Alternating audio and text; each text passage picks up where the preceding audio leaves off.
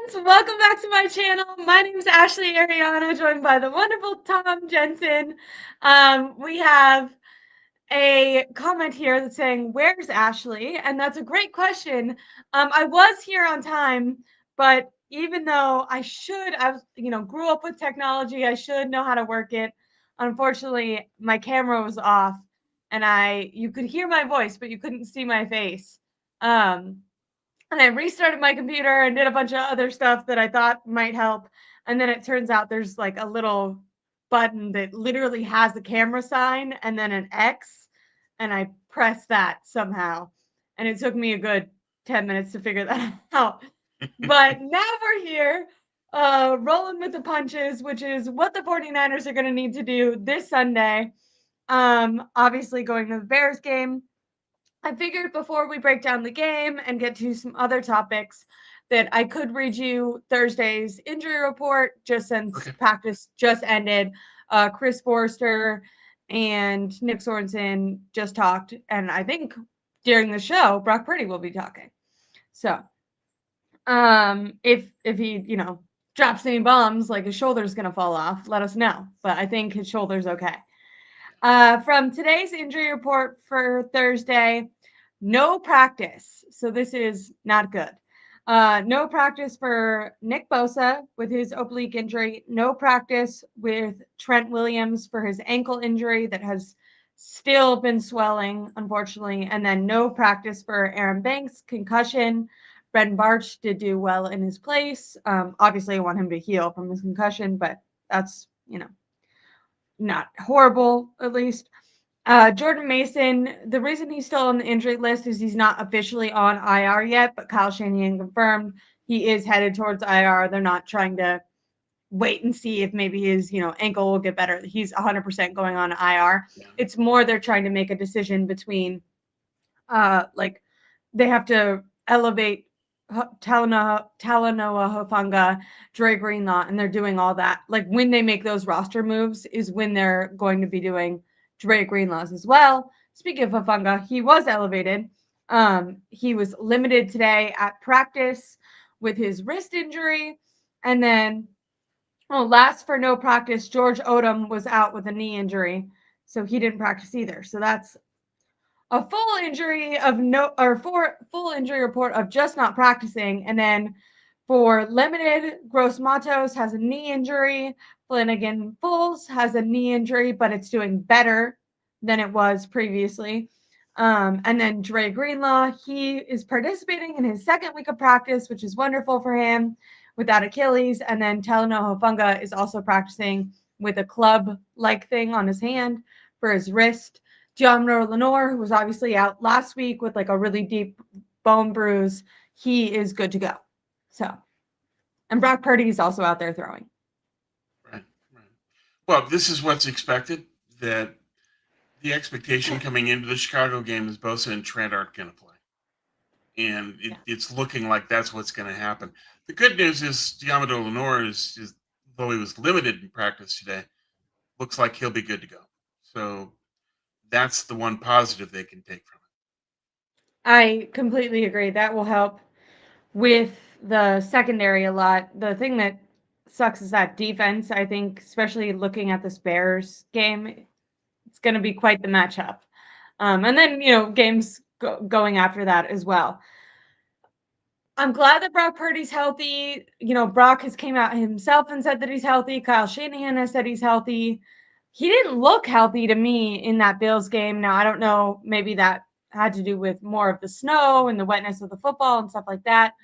But how are you feeling going into this Chicago Bears game with this really beat up 49ers team? By the way, I do have the Bears are also struggling with injuries. I feel like it's important to say that because obviously the 49ers have really been hit not only with injuries but personal tragedies. But the Lions are playing tonight. They've been decimated. They have more injuries than the 49ers do right now, which I feel like people have once again really blamed injuries where they're missing more starters than the 49ers are right now. Chicago Bears dealing with injuries of their own.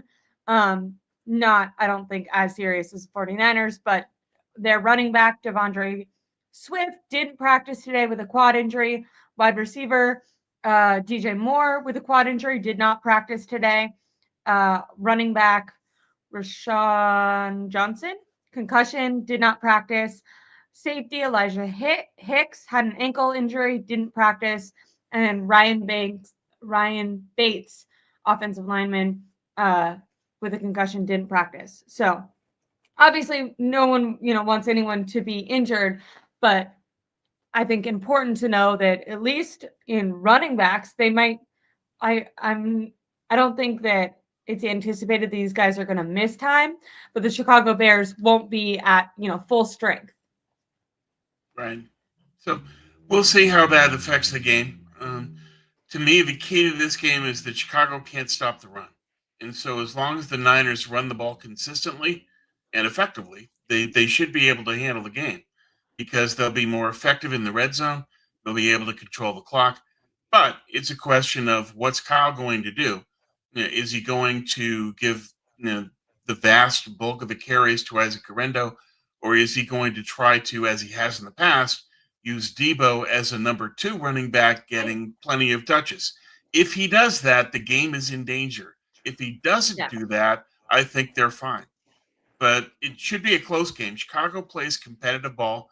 They'll be fired up to not have Eberflus. Any team that loses a hated coach is always going to be fired up the next week to prove that we're a better team than what that coach gave us. So they'll be motivated. They'll be ready to play, and we'll see. But I think that the Achilles heel for Chicago is their run defense is not good. They are third worst in the league. They give up 4.9 yards per carry. That's a lot. The Niners go at them that way, that they should be able to pull this game. It sucks that their weakness is also like a 49ers weakness right now because of injury, though. Obviously, we haven't Yeah. seen Isaac Guerrero having, the full bulk of the carries, and the 49ers did sign. I'm going to have you say his name because I will Aben, butcher it. Israel Abinaconda. He's from Pitt. Yes. Fastback, ran 4.4 in the combine. Really athletic and can catch the ball a little bit. He's not good in pass pro, and he still has some issues in identifying the holes and where to cut and that sort of thing. But once he gets to the second level, he takes off. He's a former track guy, so he's got good acceleration. That's kind of like Isaac Guerrero's skill set as well, though, right? Yeah, it's very similar. Interesting. I kind of would have hoped that they got like a bruiser back because I feel like my hesitancy with Guerrero isn't that he can get a couple good plays off, but that he's never had the workload of being, the full number one, 10 to 25 plus Right. touches that Kyle Shanahan gives to his number one running backs. Um, I would have thought if they were going to go out and get someone that they would have, you know, tried to get someone Well, who can be more of a downhill runner, yeah, more yeah. in the Jordan Mason category. Right. Yeah, because you want thunder and lightning ideally, but in this case, they went with duplicates. So it shows what where Kyle's thinking is at. That he's going Kyle to said he looked say, good in "I'm college, going to." but Right. He's going to that's design also the game different than plan. his time in the NFL. Right. But it tells me that he's going to design the game plan around having that kind of back. Okay. Okay. Well, that's interesting. So, do you think maybe we'll see a little bit more creative offenses? Like you're going to get the running back bouncing out to the sides more because that to me was it sucks that like when they take away Christian McCaffrey and Jordan Mason, Kyle's like, this could be a good idea that might, he's gonna like start to creatively game plan. It's like, why didn't you use that when you also had the guy who could go for the big play and the guy who could be the bruiser, and then you have this like creative guy that you can. Anyways, Yeah, yeah. that's I frustrating. share your frustration that why would you need a game situation and injuries to force you into creativity? Creativity should always be applied. Yeah, I agree. But Yes. here we are.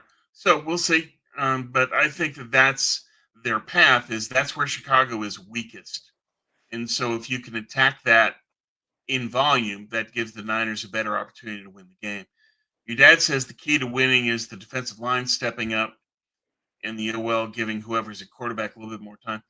I don't think the D line's going to step up because they're not going to have Bosa. So Yeah. I think that the D line is going to be what it is. You're going to That's going to have be scary you're going to because, have to live with the weakness on defense and count on the offensive advantage that you've got to yeah, win the game. which is like about time. No offense to like say that, but I think for the 49ers, like they should be able to score with their offense.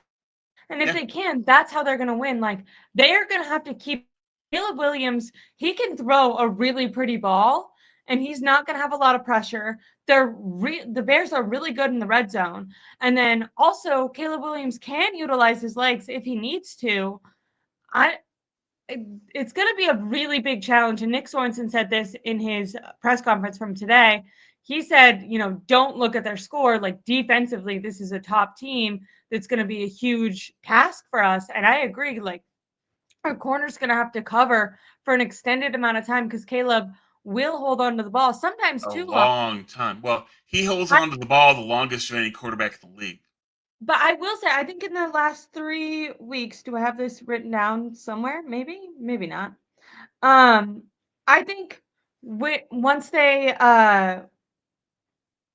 went to Thomas Brown, who's their new offensive coordinator, I think that he's been having Caleb Williams play a lot more free, and he's getting through. I've noticed that I feel like he's getting through his progressions a little bit faster.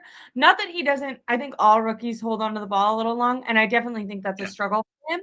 But I think he's more quickly throwing the dump off pass to Devondre Swift, where before he was kind of getting through 5 progressions of wide receivers that weren't getting open. I think the Bears were really misutilizing DJ Moore.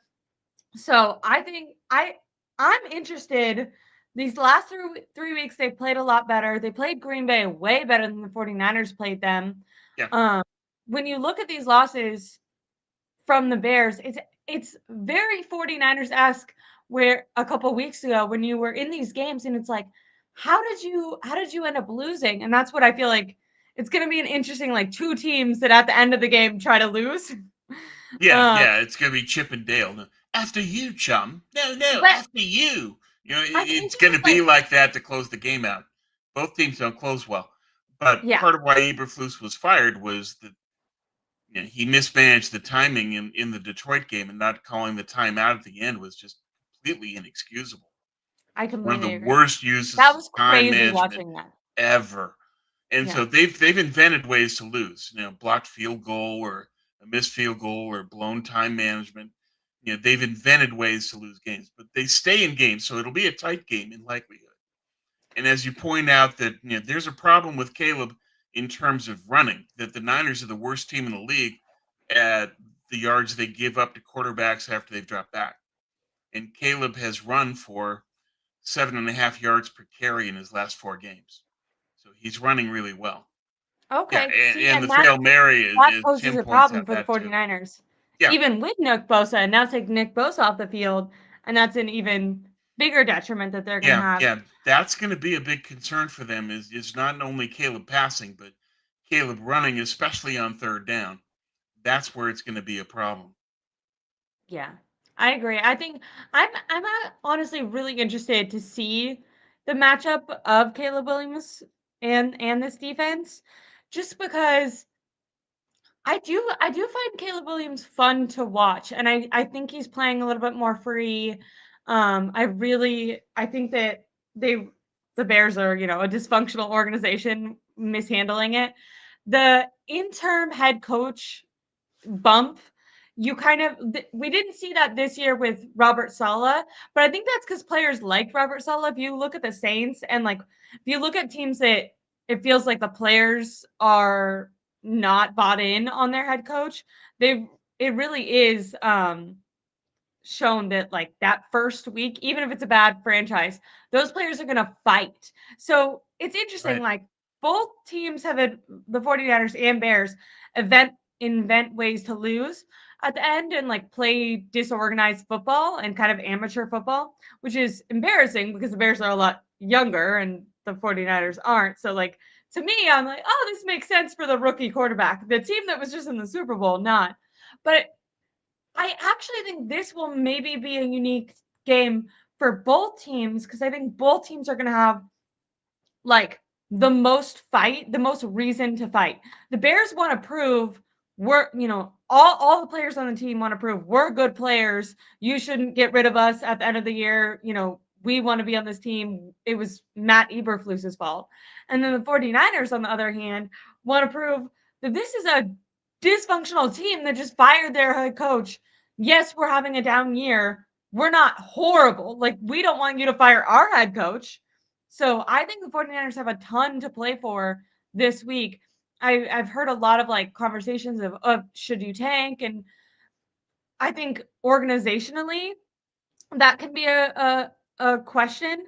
But I think as far as what is the 49ers standard and what do the vets want to show all the younger guys and rookies what the standard is, and for their own pride and for Kyle Shanahan too, I think his coaching pride, like this should be a game plan that is very creative, and the players, you shouldn't see any of this like lethargic, slow, feeling sorry for ourselves type of play. Like it should be as lesser talent playing to their top potential. It should be, the running backs, the tight ends, the linebackers saying, "Okay, we might not have this guy, but we're on the field and we're going to give it our all." I really feel Yeah, like that. yeah. Well, I think that for the entire team, this is a pride check game. That you you want to win this to prove that you're still one of the better teams in the NFC. You're proving this not just to the fans and the media, but yourself. That Yeah. we are a quality team, and we're going to go out there and prove it this week against Chicago. We know we're the better team. We're going to go out there and we're going to get it done. I think that's going to be their mindset. The Chicago mindset will be Eberflus is why we lost these games, and we're now going to be galvanized to play without him to prove ourselves that we are also a better team than our record shows, and that Yeah. we can be a competitive group. Look how we've played Green Bay and Detroit, right down to the wire in the last couple of weeks. You know, those are two of the better teams in the NFC, and we're right there with them. you know, we're a team that's about to turn the corner. And now that we've finally lost our albatross coach, we're going to be a lot better. So I think that both teams are going to be motivated. And it's up to the Niners to get it done. And unfortunately, the defense won't have Bosa. The offense probably won't have Trent. And it's going to be a question of how do you execute. Um, I'm Part of interested. the thing that might help the defensive line is that Chicago's offensive line isn't very good. So you can take advantage of that in trying to stop the run at least. DeAndre Swift hasn't been that effective in the last couple of weeks, and he's been Like, banged up. So the Niners can theoretically do a better job against the run defensively. Chicago, on but the they've other sucked hand, against the can't. run. Yeah, they have. And It's Caleb will still burn them alive. That's still going to be a problem. But when Chicago gives the ball to DeAndre Swift, the Niners are capable of being able to stop him. He and Swift hasn't hasn't been had a that very good this good year. stretch of games. Looking this up, yeah. Swift has averaged 3.7 yards per carry or less in Yeah. 4 of his last 5 Honestly, games. I didn't think he was good last year. Was it last year when he was at the Eagles? I feel like he's fallen off for a couple years now. Yeah, well, he hasn't been able to stay healthy, and Okay. he's playing behind a bad line, so there's not a Yeah. lot he can do.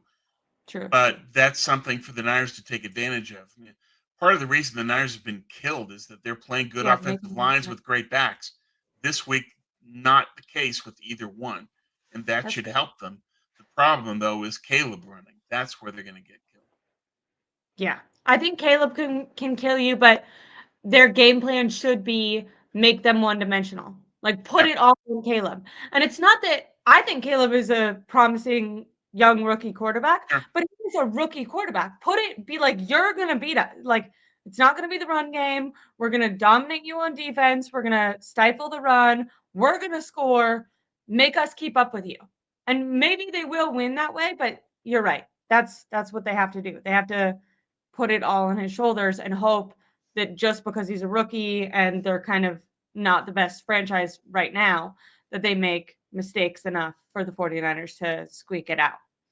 Now, I have a question because you heard Florio talking about the Kyle Shanahan to the Bears rumors for should the Bears hire Kyle Shanahan as the head coach? Should they call San Francisco and ask what it would take?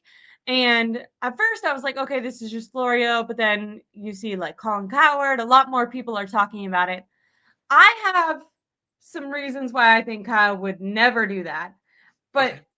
and so I kind of want to talk about that, but I more so want to flip those reasons on and like make it a conversation of maybe why the 49ers aren't that promising of a destination for a new head coach if they were to fire Okay. Kyle Shanahan.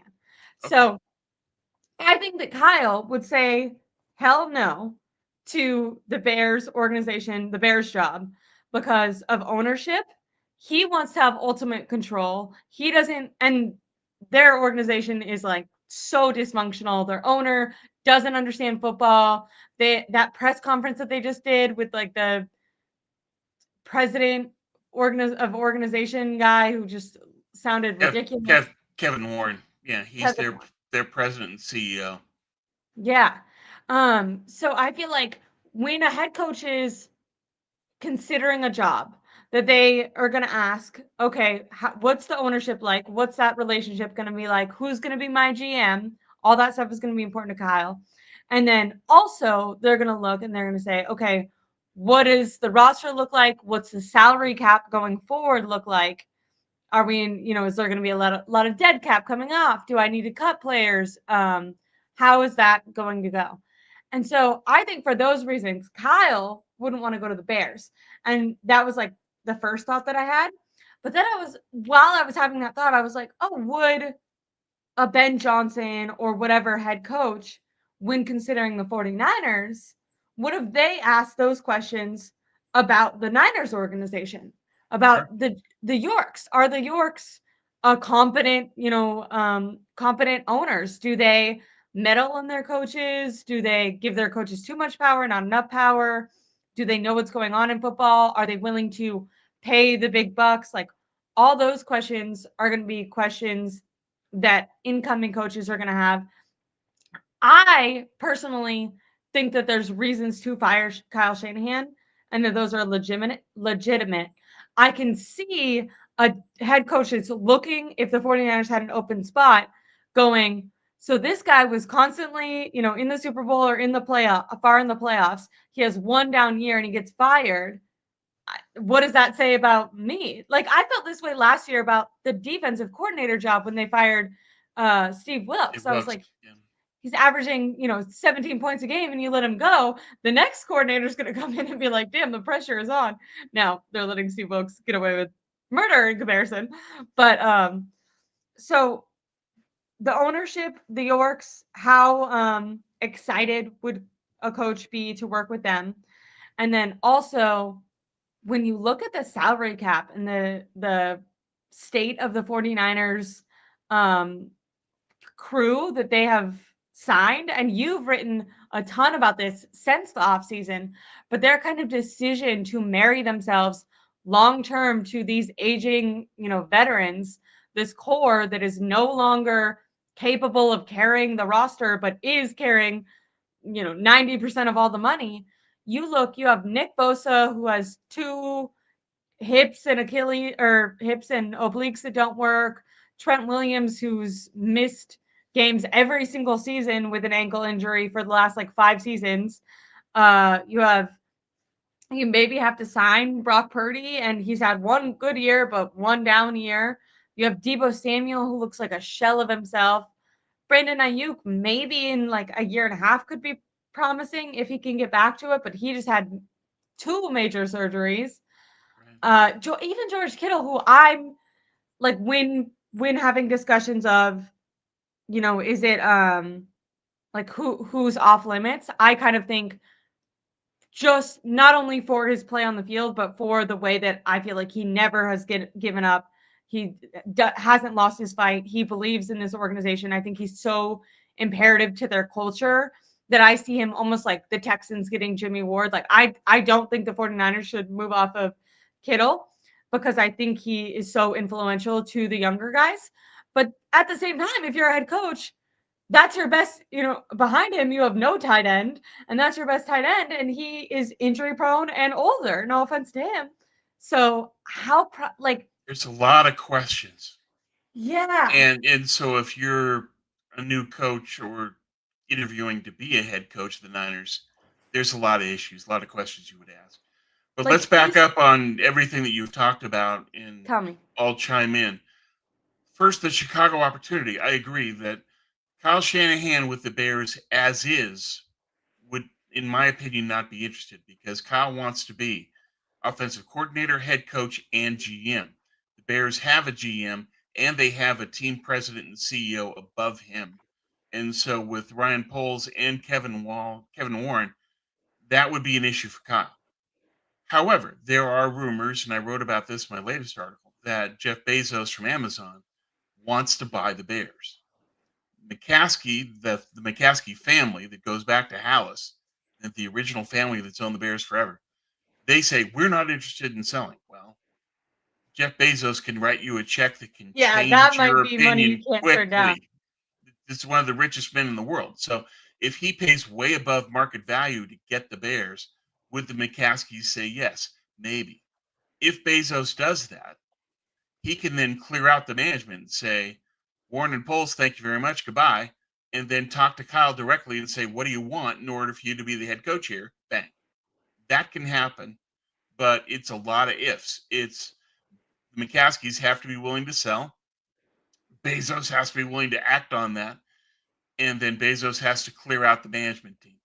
If all three of those things happen, the Bears' opportunity becomes really interesting to Kyle. I think that he would look at that and say, this is something I need to think about because you've got a great opportunity there in terms of a young team, That could a change the great quarterback. Yeah, it changes the dynamic. I'm sorry. Go ahead, Ashley. I was just gonna say, I feel like that could change the Bears organizationally. Like, we've kind of talked about Yeah, the Bears have seemingly been a joke for a long time. Like, even when they've done well, it's like they're every 10 years, maybe they'll go to the playoffs or something. It's not consistent team building success. They're also very mom and pop-ish, obviously billionaires, but they're one of the cheapest organizations in the league, if not the cheapest. So because they don't have the turning that resources. around Yeah, with a guy who's willing to pay any head coach, like, maybe that would be something when you're talking about would Kyle, want to go there, or would anyone want to go there? He's going to pay for the very best. He's not going to be skimping. right. I think, And that changes everything. It's yeah, the whole perception of the Bears changes. And they've got a new stadium that they're working on. It might go downtown on the waterfront, might go out in Arlington Heights. They're still debating that. But you've got the number one pick in the draft. You've got a good young defense. You don't have any issues. You've got a roster that's ready to make the playoffs next year. So comparing the rosters alone, the Bears are a better opportunity for Kyle. And the expectations would be just get the team to the playoffs, not win the Super Bowl. So it could be a good reboot for him, but you need all those ifs to come true first. Bezos has to take over the team and he has to clear out the management team. And then he approaches Kyle and says, anything you want, we'll do. If that happens, Kyle could say yes. Otherwise, I don't think he would. And it's a real long shot for all that to come together. It's just, the stars aligning. It's possible. It's really unlikely. I don't okay. think that the Yorks are going to be interested in moving on from Kyle. But I don't if he was contacted by Bezos, all this stuff happened, and Kyle asked out, I think the Yorks would say yes because they're saying his heart and his mind are in Chicago, not here. It's best to move on. And That's interesting, the Bezos idea of Kyle Bezos asking would to leave. right, and Bezos would be more than happy to pay the $14 million a year extension. That's not an issue for him, and so the Yorks would be happy about that. That they could move on from Kyle and not have to pay any money. Bezos would cover the contract fully, and that would impact what the Yorks would ask from Chicago in terms of compensation. So it's just if all those planets aligned, if all that stuff happened, it won't. If it does, it's really attractive to Kyle. So that's the Chicago end of things. It's Okay. something that's worth following. It's just Bezos is rumored by Bovada, the online gambling, to be the overwhelming favorite to buy the Bears. Doesn't mean it's going to happen. McCaskey said today, "We're not selling."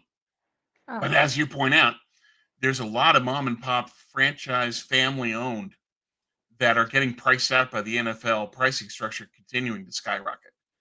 And I think that that's going to be an issue for them long term. The McCaskies aren't going to be able to hold on to the Bears.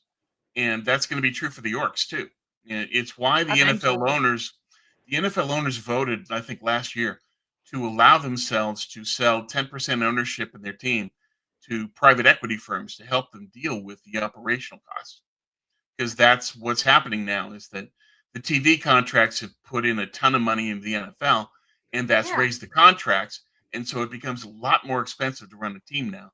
And families that have been running these teams for years, I mean the Yorks have run the Niners for decades, that they might be priced out. And this is going to happen in a lot of sports, NBA especially. The Jeannie Buss and the Lakers. This is an issue that they have. They don't have enough money. She's had to sell portions of a stake in the Lakers in order to get people with deep pockets so that they can pay everything. And so this is going to be an issue for everyone. The McCaskies, the Yorks, Jeannie, all those folks are going to have to deal with this. And I think they're going to eventually have to give in and sell to a Jeff Bezos or a Larry Ellison in Redwood City. There's a lot of different things. That'll So be very interesting. all of that factors in, but I think that's over the next 3 to 5 years. I don't think that's right now. Yeah, I agree. It's more of like thinking long term versus immediate success. My dad texted me and said to read his chat. So he is basically talking and saying that he feels like Kyle had ultimate power with the 49ers. They didn't win a Super Bowl, so why would the Bears want him? I do think this is a place where fans can get like a bit spoiled. The Bears would kill to have the 49ers situation right now. And it is no shock to me that many teams around the league would immediately hire Kyle Shanahan. I think many teams around the league should immediately want to hire him. I think he can get your team to a place where they are contenders. If you give him, money and power to bring in, assistant coaches. Maybe his offense has gotten a little bit stale. I would bank that with a new team, maybe there would be a little bit of new creativity, at least short term. Um, my thing isn't that I don't think other teams should want Kyle. My thing is that I think Kyle's message here has ran stale and that he's made the most out of what he could do here. Yeah, well, Um, it's been I'm 8 years, and so after Yeah. 8 years, your voice is going to wane, Also, like and the I San think that Francisco factors 49ers in. standard is different than the Bears standard. Like we were just talking Yeah, no at doubt. length of what a dumpster fire the Bears are. The Bears were constantly in the playoffs. That would be a victory for them and their fans. For Right. 49er fans, we expect Super Bowls. And I, especially, people who were around for the dynasty days, they really expect Super Bowls. So I think, I don't know. I think that it totally makes sense that the Bears would want Well, Kyle. Um, yeah. I'm thinking there's no way in hell Kyle would want to go to the Bears with their Well, dysfunctional franchise. as is, no. As is, yeah, If Bezos were to buy the team and clear out the management, that changes everything. yeah. But would that happen? Probably not. Um. And then So this guy really quickly said, I wouldn't call it a tank team. 49ers have been ass all year coaching on down. Defenses have seemingly caught on. Most team checked out. Brock Purdy also isn't it. Don't know what else excuse most have. Well, the excuse that most have definitely is the injuries, which have been an issue. And I have a topic that we'll get into in a second where Tom and I are going to go over when we thought that this season was over. It was not going to be the season that we anticipated it was. I have an actual real life game that I watched that I feel like killed my hope for the 49ers. But I will say, and I know, Tom, that you feel similarly because we talked about it at the time, that I think we've both felt this way going into the season. Yeah. I feel like they made off-season moves. And even if you hear Kyle Shanahan going all the way back to Orlando last year, when asked if this team was better than last year's team, he said that he was just hoping that it would be as good. Right. Right. So Yeah. He didn't set a high bar for this year. no. He was already going into the year, he knew that this Yeah. wasn't going to be the same level of team. So the vibes have been But he off. just admitted that it's not the same level of team last week. Yeah. So the vibes have been off for quite a while now, but it definitely I have a moment where it did sink in for me as a fan. Before I get into that, just to make sure Uh, I've covered if this I guy's could question. answer this guy's question from my Yeah, perspective, I so wouldn't call it tank. Yeah, I don't think they're going to tank. This is a veteran team they might that just still, lose without yeah, trying. right, right. They may lose, but they'll lose giving it their all. That Yeah. it's not going to be an issue for them in terms of deliberately tanking. Team been down all year, coaching down, defense down. Yeah, defense Agree. is caught on. Yes, that they know that with That's, I Purdy. think, the number one killer right now. Well, defenses know that if they play press man, that's going to be a problem for Purdy, and that if they take away the middle of the field, that's a problem for Purdy. I mean, they figured out Brock, and Brock hasn't come up with a counter, and Kyle hasn't come up with a counter. Most team checked out. We'll find out in this game. I think this game's going to be key in telling us just what's the level of fight in this team, what's the level of pride in this team. This game's going to tell us a lot on that front. So we'll see how This things go. this comment is interesting because it goes into I have a different topic that where I'm going to ask you about players that I feel like um, have said some things, some captains on the team that have said some things that show me a little bit of the pulse of the locker room. Really quickly, BP isn't it. I guess this depends on what it is. Maybe I was, and I feel like I've always thought good or highly of Brock, but maybe I was much more down on him than everyone else because I think Brock is exactly who I thought he was. I think when he has all the talent around him and Kyle is creative and scheming up things, I think he can get this team to a Super Bowl and even win a Super Bowl with if he has the best of the best. I think if you pay him and he can't have all stars all around him, that he is on the Baker Mayfield level, maybe even a little lower than that, because I think Baker has more natural talent, and I think we're seeing a lot more of Brock's weaknesses. Like we've always known, Brock has a not that strong of an arm, and I will say his legs have looked good, but I think last year what everyone was talking about was well his talent was his processing and his decision making, and that I think what is concerning is that's looked pretty bad this year. So things that aren't even physical, the mental aspects. I saw David Lombardi and some other people were saying, oh, well, of course he was going to look bad in Buffalo with all the conditions. Like that doesn't highlight his skill set. His skill set is more, analytical. And I would say that that has looked bad this year for Brock. And we saw in college when he lost most of the talent around him and it was much more on him to carry his team that he started making erratic decisions, turning the ball over. So I think not only are we seeing his physical weaknesses, which we already knew about, but now we're seeing more mental lapses.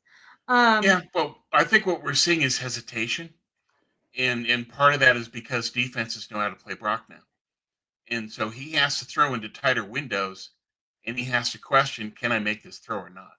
And I think that's leading to him questioning himself if he can make that throw, and it's also not allowing him to play as just organically as he did last year, where it just seemed that it was part of the flow of the game for him to react, respond, get the ball out. But part of that was that he had teams that didn't know how to play him yet. And so he would have open receivers in zone, and that would allow and play into Brock's strengths.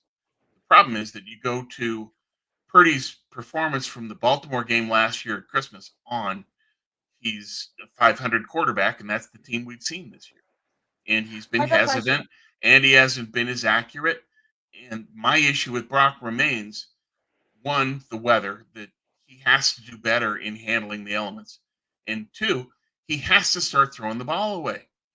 He Yeah. still hasn't come to the point of learning that when you're chased by pressure and you make a throw under duress that you shouldn't be making uh, into coverage, sometimes double coverage, and it gets picked. You keep doing that. You did that last year. You're doing that this year. You aren't learning from your mistakes. That's my Yeah. biggest issue with Brock. He has to learn not to make that throw, and you either run or you throw the ball away. But you don't try to make something out of nothing and throw the ball up for grabs into a crowd. That's how the ball gets picked. And that's what happened in Buffalo. It's the interception that got called back on the non-penalty was Brock doing exactly that. Got chased by linemen, makes a throw, rushing it, and throws straight into the DB's hands. You can't do that, and he keeps doing that. He I has have to a learn. question. He has to grow. He's I not. agree. Do you think that his arm being injured the last couple games has like do you give him that excuse? Partially because he hasn't made any throw past 20 yards now for a couple games. And that tells me And that we he saw doesn't him in the have, past like make not well, he earlier in can't the like year, zip it in there, but he can get the ball down the field. We've seen right, that sometimes. right. But earlier in the year is when we saw that. For the last two Yeah, games, not we now. haven't seen him attempt a pass over 20 yards. And that tells me he doesn't believe in his shoulder. This is an interesting like perspective with Brock Purdy because I don't think any of these things are solely on the quarterbacks. It's No. a conjunction of things. But the problem with Purdy is that there has been no meaningful growth or progression on reads and throws into coverage. Massive coaching fail. Yeah. I agree with this. Like I said, And part of I this is don't think because Greasy is new as a quarterback coach as well. That not having a veteran quarterback coach to develop him is hurting him in his development. We're seeing that this year. He's stagnant. yeah, like he kind of like had a good skill set to start with, but he's not necessarily improving on that skill set now. Right. Aside from maybe the utilization of his legs. But when it comes to decision making and throwing the football, which is the most important part of the position. Um, my feelings on Brock Purdy, like I said, I going into I think it is difficult because I do give him the injury excuse of I think I've noticed regression since his or his shoulder injury. My only issue is he's now suffered multiple injuries to his throwing arm, so it's kind of scary to then lock that guy up long term. Um, but as far as like kind of how the last 2 years have played out, like I said, I'm not super surprised. I think of Brock Purdy, who's someone if has a good O line, has amazing wide receiving talent and run game around him, and a defense. I think that he can outperform a Jimmy Garoppolo by far, which we saw. I also don't think he has a skill set where he can carry a team, but that's something I kind of already thought about him. And Yeah, maybe that's just not because he new. was, yeah, maybe just because he was playing so well and because it's the quarterback market is the reason the like $60 million conversation was popping up with him. But I I I don't think the 49ers can give him that. And it's not that I don't like Brock Purdy or whatever. I just think you can offer him a deal like Baker Mayfield, or if you want to give him like 60 a year, you could do something where it's like a 2 year out or something. Or not 60, but like 50. I think it cripples your franchise. Everything that people are saying about Brock Purdy right now is and about why he's doing bad. They're like, okay, well, the wide receivers aren't getting separation. Okay, well, if you're paying Brock 60 million, you're not going to be able to pay great wide receivers. Okay, well, the offensive line, I got comments like this last week. Look, Josh Allen's offensive line was so much better, which, first of all, Josh Allen has struggled and had to carry his offense for years now. Hilarious that people were making arguments that Josh Allen had it easy on offense. Tell me you haven't watched the Bills for years. But if you're paying Brock Purdy, like you can't pay, you're gonna have to get some rookies or some older veterans on cheaper contracts on your offensive line. Like these are things that happen when you start paying your quarterbacks. Patrick Mahomes is making way less than a Dak Prescott right now. Like he's making less than market value. I think people, specifically, I'm thinking about my dad, he would say, Yeah. like, well, the Chiefs, and it's like, well, the Chiefs actually got Mahomes on a really cheap deal that now looks like a steal even more now that the market has moved past it. I don't think you can pay Brock Purdy what a Dak Prescott is making if you don't want to be the Cowboys and sink your franchise to Yeah. consistently being, maybe playoff contenders. Right. That's all you're gonna get if you're giving all your money to him.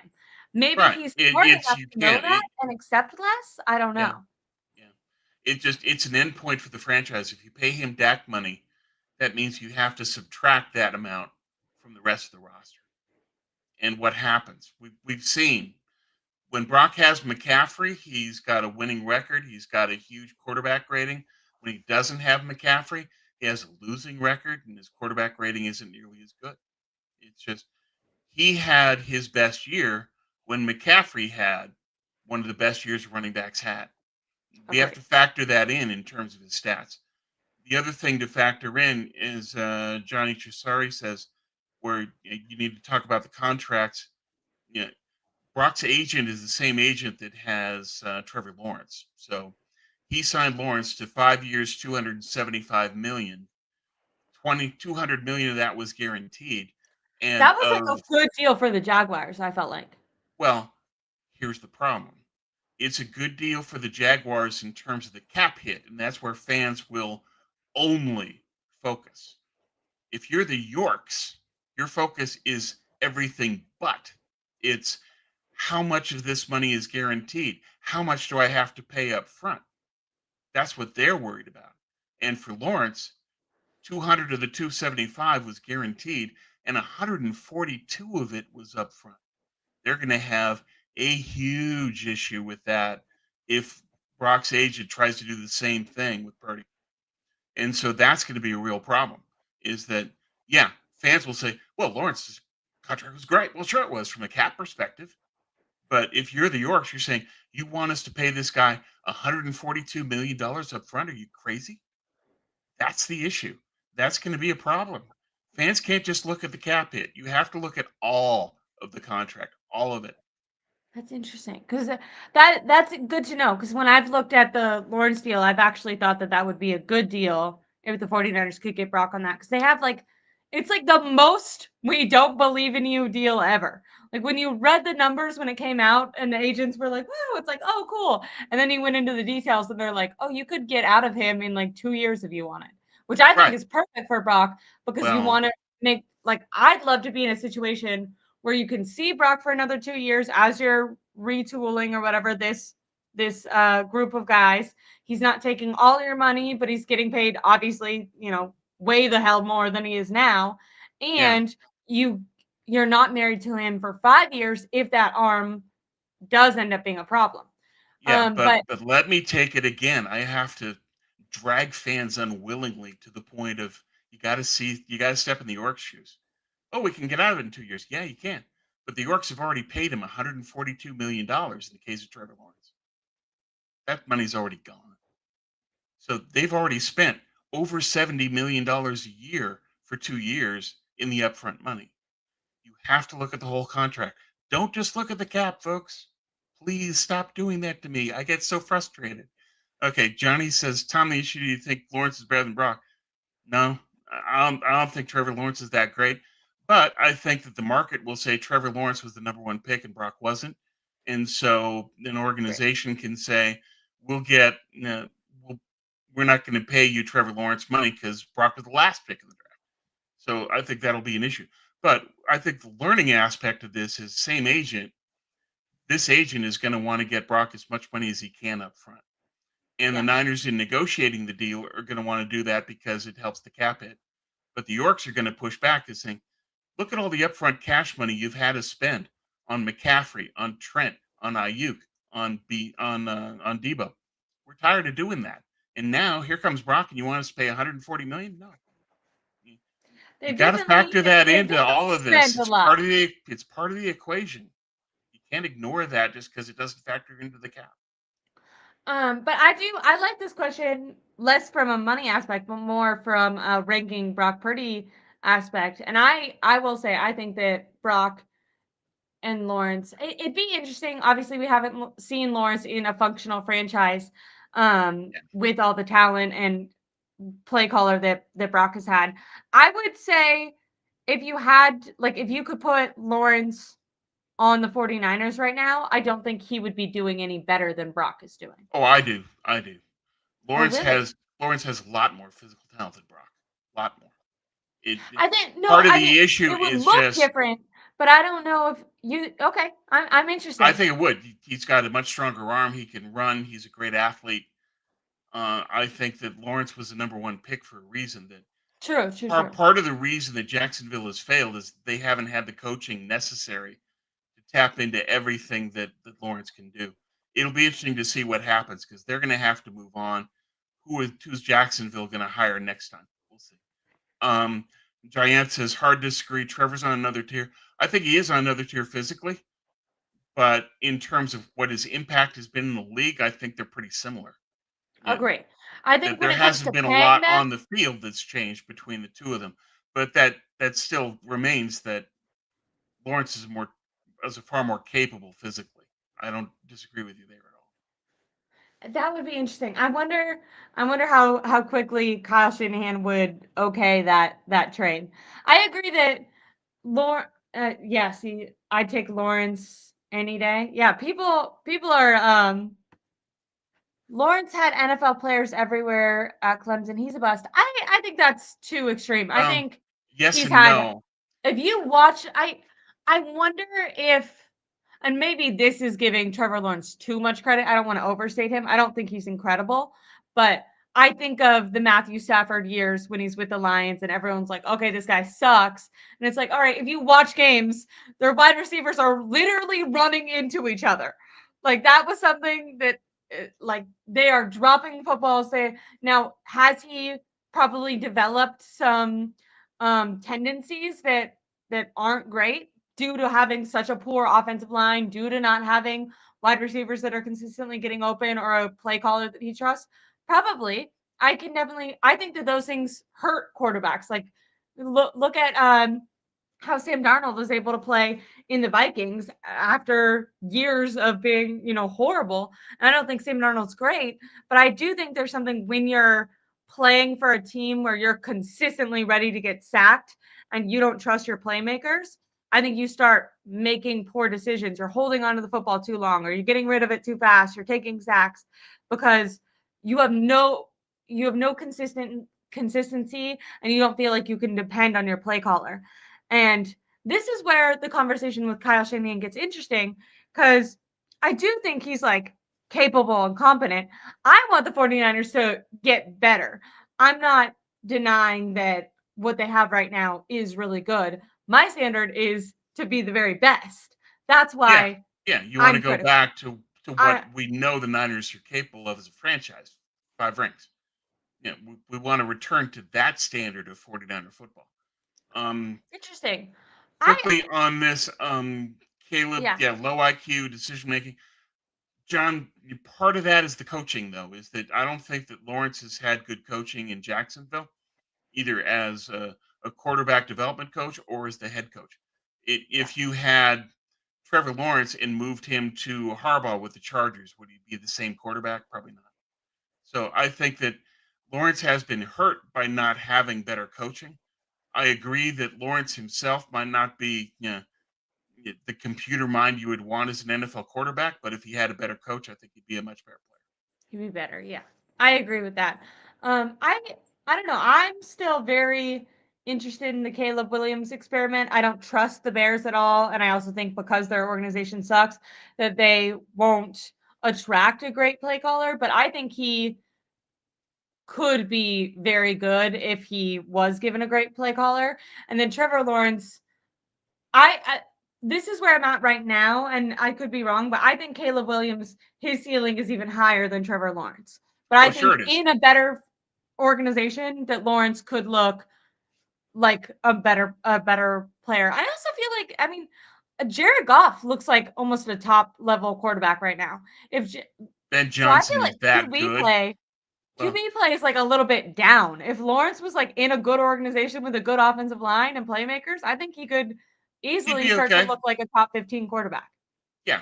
No, I don't think he'd be dominant. I think that there's inherent limitations to his game, but he'd be a lot better than he's shown in Jacksonville. In terms of Jared Goff, he's playing behind the league's best offensive line for the league's best offensive coordinator. That helps. He's got a great running game. That helps. But there's no question that it shows the power of coaching of Jared Goff in LA, Jared Goff in Detroit, different player. Agree. And then we'll move off of this after this one, but generational talent BS decision making is an elite trait in QBs. It Agree, is, but but it's also linked. But decision making is also linked linked to to your coaching. coaching. It's what your Yeah, coach wants you to make. 100%. Also, like I think a great example of this, if you're, watching this and you're a 49er fan, is last year it seemed like Brock Purdy had elite decision making. That's what everyone was saying. And this year, it does not feel that way.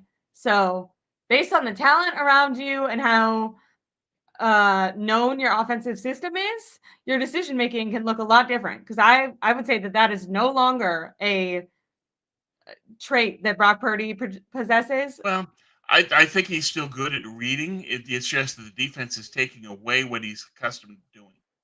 What he wanted to do last year was a given. Yes, he had open schemed receivers against his own defense. Now he doesn't see that and he can't adjust. And part of that is Shanahan, part of that is Greasy, part of that is Brock. All three of them have to evolve the game so that he has those easy decisions again and can get into a rhythm. I think he can still make those decisions. It's just that physically he has to throw into tighter windows now and he's starting to doubt himself and he's playing with hesitation. I don't like that Brock isn't playing the organic game that he did last year. Yeah, like he's better. When we were talking earlier about Caleb Williams, and I was saying it feels like he's playing more free now. I almost want Brock Purdy to get back to that, right? Like that's when Brock Purdy looked his best too. It's almost like the Right. longer he's spent with Kyle Shanahan, the worse he's looked, which is a detriment to Kyle Shanahan and his Well, yeah, quarterbacks, and maybe the faith that he instills in them. right. Seems So less part of about that you and what isn't, you see, and more about me and what I tell you to do. yeah, yeah. Well, but I think that more of this in terms of Brock's performance is about the defense taking away what he got accustomed to doing and doing well. And the Niners as an organization and Brock as a player haven't made the counter move. In the NBA, that's always talked about. You're a rookie, you do great. The NBA catches up with you, then you have to develop a counter. And your game is stuck until you get to that counter and master it. And that's the problem for Brock is that he needs to get the counter. He doesn't have it yet. And that's why I think that I would want to see another year of Brock. I don't give him an Agree. extension. I wait. Um, I say, let's Gerald, see what you can do. Let's see if you can stop making the same mistake in the picks. Let's see if you can throw the ball away. Let's see if you can make better decisions. Let's see growth mentally. I want to see that from him the rest of this year and next year. In terms of pay Brock anything, no, they can't because the team would fall apart. I think that what the Niners are going to need to do next year is have an option that if the agent pushes and says, I want Brock's extension now and I want at least $50 million, the Niners are going to need to be in a position where they can say no and just pivot to another quarterback. Yeah. Who that quarterback is going to depend on the market, how much they're going to spend in free agency. People are talking about Sam Darnold, Jameis Winston. You can look at Daniel Jones, who the Niners were reportedly interested in, players like that. But I think they're going to want to make sure that they've got somebody they can pivot to if the agent starts to make things uncomfortable for them. They're going to want to say, okay, you want to end this franchise by paying Brock 50, 60 million. No, we can't do that. We'll yeah, fail. 60 million seems like a bit ridiculous. Gerald Hampton maybe disagrees with us. He says sign Brock no matter what. 13 is the man. Can't, I saw other can't. comments saying, Brock basically bailed out John Lynch and Kyle Shanahan, so they should It pay is. him because they owe him, which I'm not disagreeing that they True. did do that. But I don't think that you pay a quarterback because of that. Like, I don't think you make another mistake just because you made a mistake and someone got you out of it. What I will say about this whole conversation, because I did have one other topic that I wanted to get to, but what's interesting is like us as content creators or writers and fans are talking about like what does Brock deserve, what does not. I'm so interested, like right when this off season starts, to see what Jed York really thinks of this season, because Jed York was tripping over himself to pay Brock last year at the NFL owners meeting last year. Yeah. At that time, what the QBs were getting was around 50-55 million. I also think Tom's racing up. Is Tom going to come back? In Orlando to the start of this season / in the off season, Jed York basically said that as soon as they could pay Brock Purdy, he was going to get paid. Hopefully Tom comes back. But they were saying he was. Oh, Tom's back. Hold on. Here we go again. Hello? They said There we go. they lied. It's also getting a little bit later, so there might be more people utilizing the internet. But what I was saying is Jed York was basically tripping over himself at the time the quarterback market was 50 or 55. And he was like, we're going to pay Brock that. Like he basically, he took all the work away from Brock Purdy's agent and said, yeah, we're paying Brock immediately. So what I'm interested in is kind of like how much of Jed York's ear does Kyle Shanahan have? Like, is he going to be saying this, some of this is on Brock? Or is he going to be saying, this is injuries, this is not on Brock, and we should still pay Brock? Because the conversation around us is kind of like, does he deserve it? Does he not? I'm interested like in Jed York's opinion, and if they hastily pay Brock Purdy, if they give him a big deal, or if they try to make him play another year, which he's under contract, so they could do that before paying him if they want more information, or if they try to pay him, but try to pay him much, lower than market value. Because what we're saying right now, and I think you've kind of said that you've said that you'd love to see another year, but have you said like if you would accept like a Baker Mayfield like 30 to 40 million that you would do it? Sure. Yeah. If Brock and his agent were willing to accept 35 million a year and get Baker money, the Niners would take They that. won't. But that's the thing. They will They not deal won't with that. They won't accept But Baker also, Mayfield like, money. if Fans the would jump 49ers all over offered that. that, So would Jed. Yeah. The Niners aren't going to offer that one that's what I'm because they saying. Like, know he if the won't take 49ers it. offered it, it would be Jed York saying, like, your value went down to us, which I think Yeah. would be a little bit Well, yeah, but it's true. You look in the field and you say, how can you argue otherwise? That's the true. case. But I think that you still need to put the ball back in Brock's court and say, look, if you can show us that you can play back to the level you did last year, if you can recreate 2023, we'll take care of you. But if you can't, that's going to factor in. Will Brock and his agent be willing to play for another year? That's the issue that I want to see. Is that I part wonder of if this you're with Brock Purdy, Jed? like, I'm do sorry. Go you ahead. get? I was gonna say, I wonder if you're Brock Purdy, like, do you gamble on yourself and think like if you were in a situation where you could sign now for less, or you could play out another year and then potentially get top market if you did have another good year. And this is, I think you wrote about this a couple weeks ago. I do think they're going to look better next year. I think there's a couple factors because of that, but Well, I am easier schedule, anticipating way easier way schedule. easier schedule. They're going to be playing is it AFC South? Yeah, AFC South, NFC South, both. Yeah. So way easier schedule. I do think that they're going to move on from some of these older guys who are no longer impactful. I think I was very impressed with this draft class. If they can continue some of that, some of their guys are going to get healthy. Yeah, I think next year will look better. it will. I'm not saying that they're But going to win the Super Bowl. It's not hard to look better. But I don't know. Part of me thinks if you're Brock, like maybe you do want to do that because if he could have, another top season, he could come in actually asking for top of the market value. But also, when you're getting paid less than $1 million and someone offers you, 40 or 50 million, even if that's 10 to 20 less than market value, that's 50 million more than you're making right now. Like, that's a hard Sure, number, in my sure. opinion, to say no to. Yeah, but Um, it's going to be on how the agent advises him. The agent will say, look, the market floor is 45, 50, if not more. because what would he And do? I the don't think cap will Brock's gonna hold continue to go out. up. So I think, well, yeah, I don't think he'll hold out. That's the thing, is that when push comes to shove, and the Niners say, we want to see another year, and Brock and his Yeah, what agents is say, that's not fair. We've been the best bargain in football for you all this time. We deserve to get paid. Yeah. Can Brock then hold out? Probably not. So that's part of an issue for him. The other thing yeah. is that if the Like, I agent don't think plays there's much of an hardball, option. I think that the Niners would be very well served to say, we're going to take a look at Jameis Winston, Sam Darnold, Daniel Jones.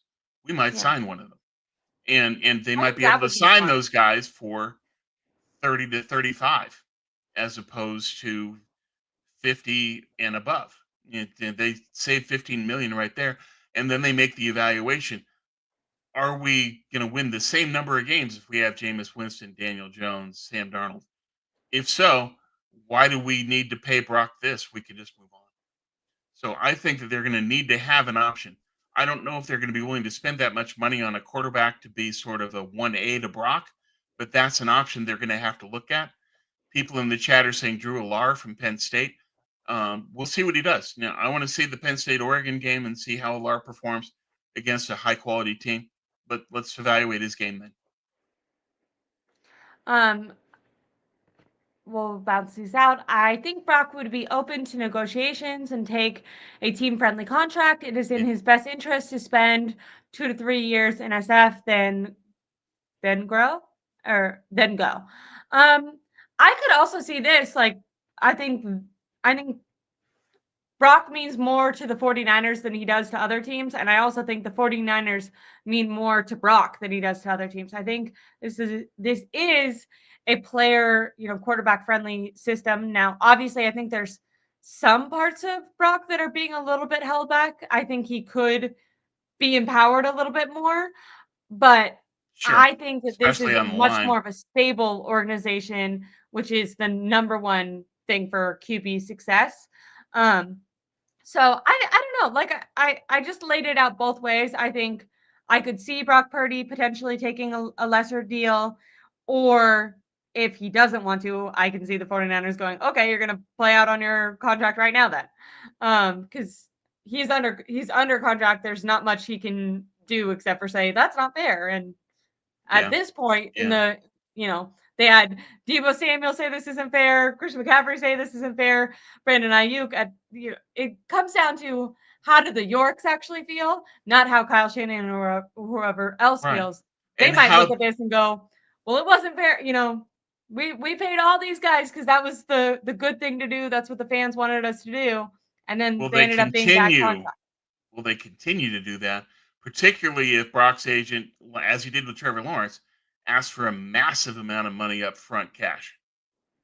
Yes, That can change the dynamic.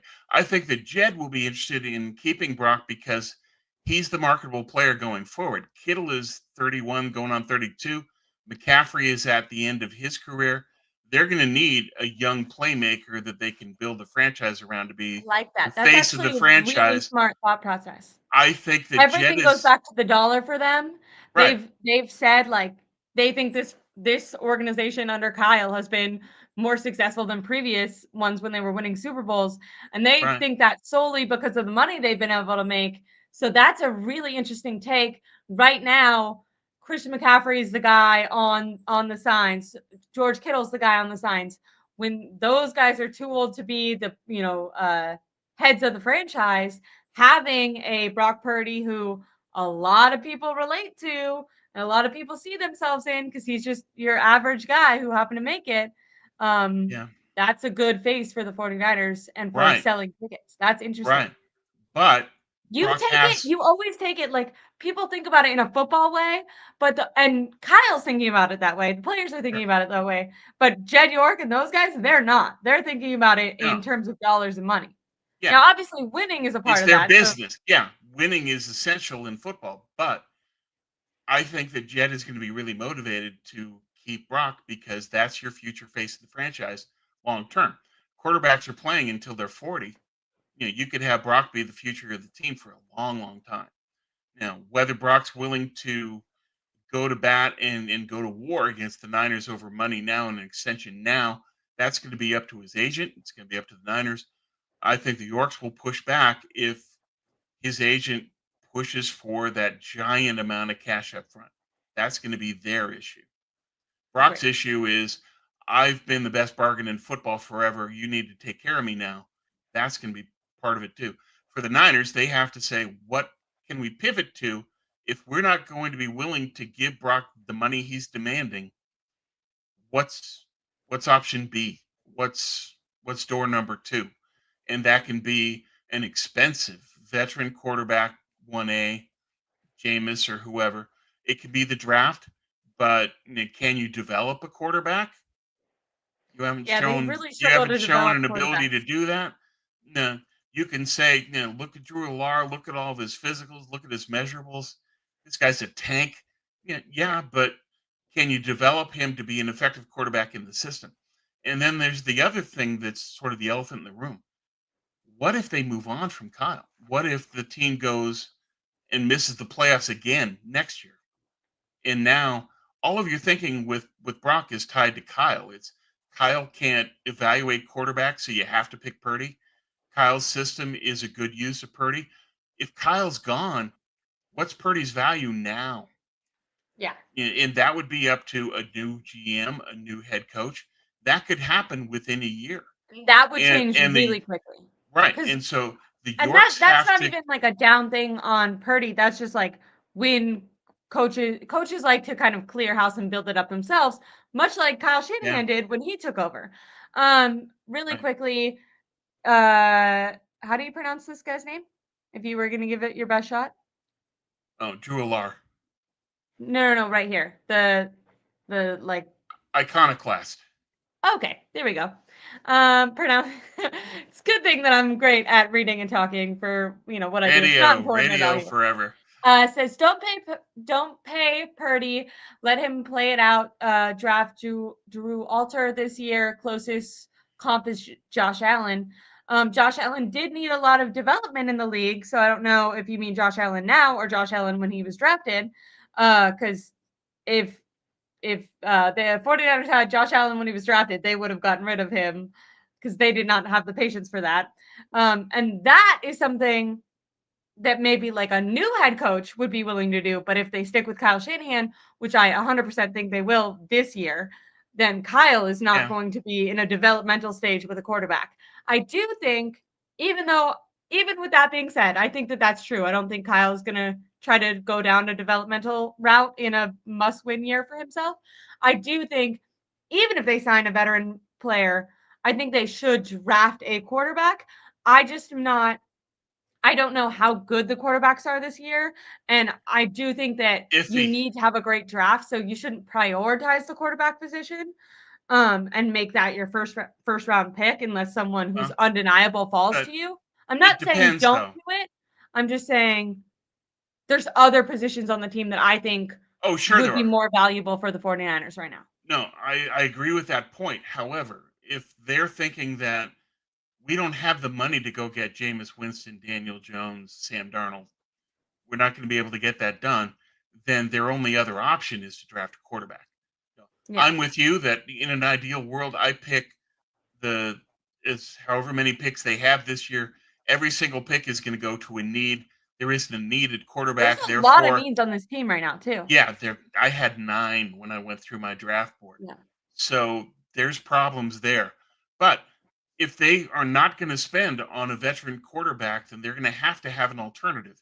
They need to go to negotiations with Brock, having something in their pocket that they can turn to, where they can tell Brock, "No, we're not doing that, and we're going to go with this guy." They need to have that option. And that could be, even though I agree, quarterback should not be one of those 9. From a business point of view, they're going to need to have that quarterback. It's going to be That's interesting. part of the Um negotiation. and then just to finish off the super chats, Gerald says, thank you for your insight and reporting. Thanks, Gerald. Ashley, you are my number one 49ers podcaster. I really appreciate that. Thank you so much. I so enjoy doing this, and I feel so much more comfortable and confident than I did a year ago when I started. So I appreciate You've grown a you lot. for liking and subscribing and super chatting, and for everyone who's been here from the beginning when I didn't know what I was doing but was trying. I wanted to go, but I want to ask one more not Brock Purdy related topic. Okay. I had originally wrote like 3 players that it would be vital to watch to finish off the season, and then I saw Grant's tweet that said players who have lived up to their contract, players who have not lived up to their contract, and I thought maybe those kind of go together a little bit. What are 3 players that you're interested in watching for maybe the decision, okay, do you want to move off of them? Or maybe the decision of, oh, this guy, is giving me a lot of hope going into next year. It can be both. It doesn't need to be clearly positive, but 3 players that you're keeping an eye out on to end this season off. Well, I want to see what they do with Kittle, and I'm wondering if George is going He's to on. ask to get the McCaffrey extension. I think that Fred is going to ask for the McCaffrey extension, and they'll give it to him. Off of his ankle? Yes. That's not his fault. And I you look at agree, and, but and you dude, they look at gotta how stop Fred. paying people, and I love Fred, but Well, Fred has been the leader of this team. He's about to turn 30. I think that Fred, when he started the year just house on fire, that was all about, I want the McCaffrey extension. And I think Fred's going to ask for that regardless. I think that's going to I be remember a you saying key that to start this aspect of it. year. Yeah. So I think that's going to be a key aspect of the offseason. So Fred's another one that I'm going to watch and see, is he going to do that? My expectation is that, but I'm a natural pessimist. So your mileage may vary. So Kittle, I think that he's another one to watch. Can And I add then on to what Kittle are they really going to quick? do with Debo and Juszczyk? I get rid of both, and I think that they have to move on from Hargrave because he has a $20 million base salary next year. They have to get off of that. Yeah. They have to move on. They got to move off of that. He was not worth that even when he was healthy. No offense to Hargrave. I don't know who the hell gave him decided to go out and get him. I wanted to add on to the Kittle thing. I found it so interesting this week. Kittle, who is overly optimistic at all times, finally kind of came out, and you and I and everyone, this isn't even specific to us, has for years said how selfless Kittle has been, how he's never brought up his target share, he's always gone into block. I am under the impression that if he was with another organization and utilized more for his receiving talent, he'd be, in the same conversations that Travis Kelce is. Not that he isn't already, but like I think he could excel with more targets. And I think he willingly took a step back when Deebo Samuel emerged, and he kind of set that tone for being selfless as a 49ers weapon, and letting, Kyle spread the ball out to other people. Some of that, when they were in their heyday and had tons of talent, I think was a great standard to set. But at the same time, now, I wish that I wish that they demanded the ball a little bit more. I think that the 49ers would do better if they targeted George Kittle more specifically in the red zone. And we've said this a lot. Kittle finally came out last week. He was asked, maybe by Matt Mayoko, basically said, you got the first pass of the game, and then you didn't catch a pass again until the fourth quarter. Do you think that was on you not getting open? What was going on with that? And he basically came out and said, no, I think I was getting open. I have no idea why I didn't get the ball. I only ran 6 more routes, so it was only even called for me to run 6 more routes. And during those routes, I wasn't targeted. And they were asked, are you satisfied with that? And he basically said, no, I would like more targets. He said it in a nicer Kittle way, in his very optimistic voice. But it was the most maybe like pushback that I had heard outwardly from Kittle, Yeah. where He you was can tell frustrated. he could make an impact on this game, and he's just like not getting the ball. And that you can see that as criticizing Brock for not getting the ball, but then also criticizing Kyle for not scheming up plays that because Brock was asked about it, and Brock basically said, I didn't get him into my progression, which means the play calls that were called, George Kittle wasn't 1, 2, or 3 in the progression.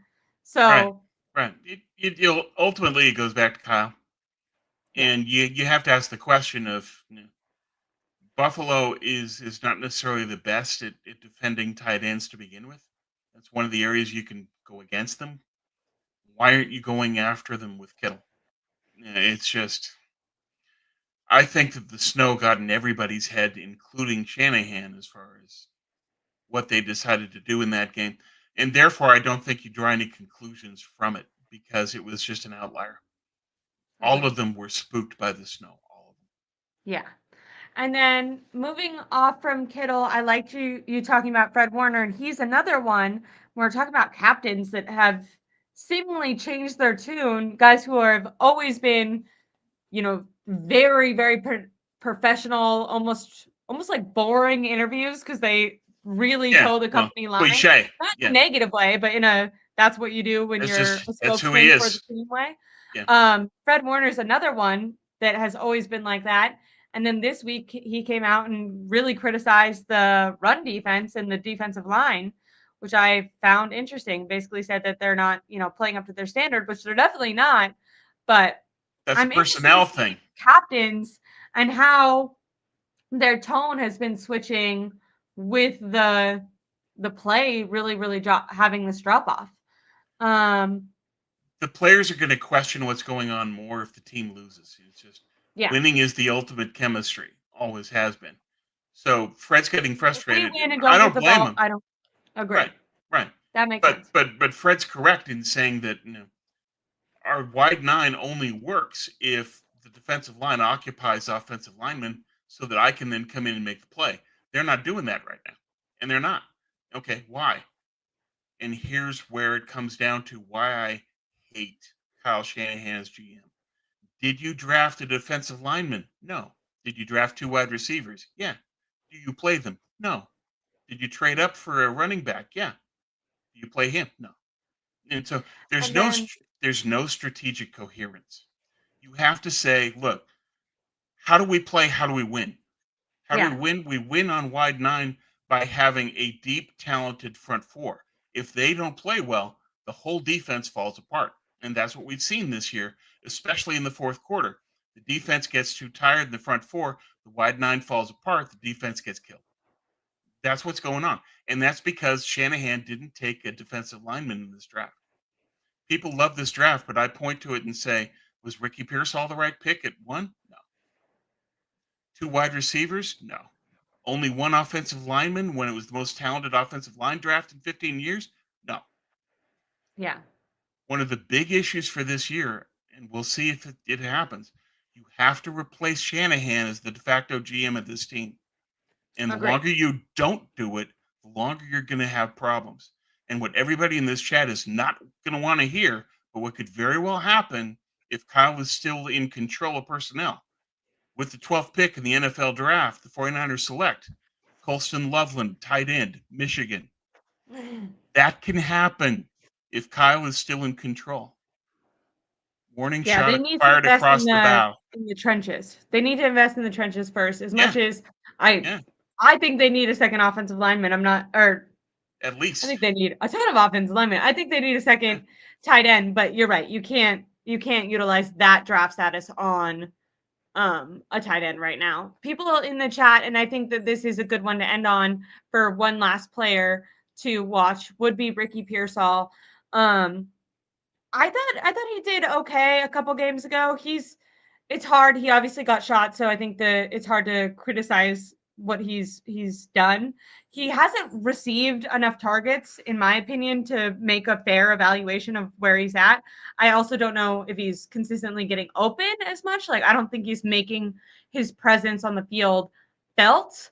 However, I'm interested. Will Kyle to try to, switch something up. Definition of insanity is doing the same thing over and over again and expecting a different result.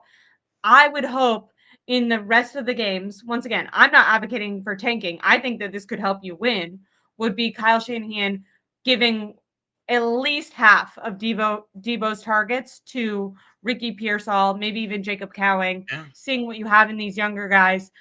That one will give you insight into how next year is going to go, but two might literally give you a better chance to win right now, because right now, unfortunately, as a wide receiver, Debo Samuel isn't it. So I would love Right. to But my watch question those two back to players. you is, what do you think the chances are that Kyle does that? What are the chances are that happens? Well, that's a different story. Okay, I mean, I think Kyle just heard me say that and then said, okay, another 20 for Yeah, Debo. Let's go. it's just, yeah. In a vacuum, from a fan perspective, that's exactly what he should do. Is that what Kyle Shanahan's going to do? No. Yes, So there's that. I agree. Um, Um, I want to get to this. Mr. Corey says his crush was Zach Frazier. Yeah. Can you imagine if they had picked Zach Frazier in the first instead of Pearsall? With part of the reason that Purdy has been sacked so often this year is because Brendel's getting beaten pass pro, yeah, it's horrible. and he's getting beat quickly is part of the problem. So the pass pro breaks down so quickly that Brock either has to escape or he throws the ball. And what they need is, one of my 9 is a new center. They have to take a center in this draft. Yes. Everyone, make sure to go follow Tom on Twitter. His articles have been fantastic. What was the one I literally wrote down like a line that I thought from one of your headlines? Oh, look, I literally framed it because I was going to ask you a question, but the team's greatest weakness and what to do about it. So Tom goes over a lot of the things that we've talked about today, and he's written a lot of really great articles. Also, if you were here to start the stream and we were talking about the Bears and what they're doing ownership wise and how promising it looks for a head coach to go there, Tom has set up some hypotheticals of what could be going on with the Bears in a recent article as well. Before and after each game, he gives you previews of the game and then takeaways from after the game. A lot of those influence our topics here. So make sure to follow him on Twitter, NinerCast, and read his articles on SI. People, I want to make sure you guys can watch the Lions Green Bay game going on tonight. I think in 15 minutes. Someone to end it off here said Lions win tonight. It's interesting. They're missing like every guy on their defense, A lot of people. like But 11. I give Aaron Glenn a lot of credit that even with all these people missing, he still says we have a mindset of how we go about playing, and he's blitzing like mad, and it's working. Love that. So They have a great culture. yeah, That's I think the Lions win, but it's going to be like a pinball game. ugly. It's going to be like both teams in the high 30s, low 40s, even. It's going to be a lot of Interesting. scoring. Well, everyone have a wonderful night. Oh, really quickly, who do you think is going to win, Bears or 49ers? I We think I touched on think it. that I think the Niners win, provided that Kyle doesn't use Debo as his number 2 running back, getting a lot of carries. If he I does that, hope the to God Niners he doesn't do that. lose. That would be so moronic after this year. It would be so Kyle. It would be so Kyle. Um, Hilariously, I think that Tom throughout the stream was more pessimistic and I was way more optimistic. Um, but I think but Tom is picking the 49ers win and I think the Bears are gonna win. I believe in that boost and the interim boost that the Bears are gonna have. I think they played really well in these, not really well, but I think they played in really tight games and they've played really tough teams well, where the 49ers have not they've not done that. I also just and I don't think it's all on injuries, but I think where the 49ers could have had an advantage to start this year, like for example in the run, I just don't know, is Kyle actually going to be creative and find good ways to get Isaac Rendo and then 2 running backs that they are going to have behind him the ball in creative ways, or are they going to kind of be like, well, we lost Christian McCaffrey. What do you expect? Our run game sucks now. And then what could be a strength for the 49ers, because it's a weakness of the Bears, is now just neutral. And then Caleb Williams can dice up the defense.